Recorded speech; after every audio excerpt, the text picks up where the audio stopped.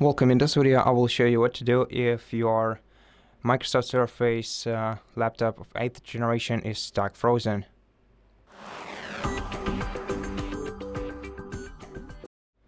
First of all, let's check whether the device is frozen fully or partially.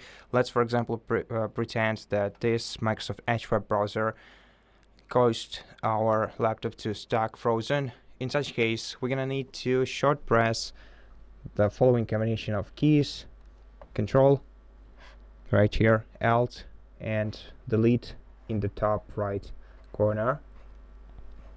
Press 3 buttons together. You will end up on this menu. Here you're gonna have to select Task Manager. Now, after you select Task Manager, it will be opened on your screen, and you just have to select the app that is causing your device to freeze. Right click it and select right click the application that does this application and select End Task, and after that your device should be unfrozen.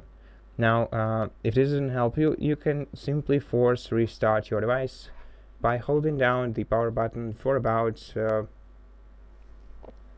to 20 seconds, usually up to half a minute.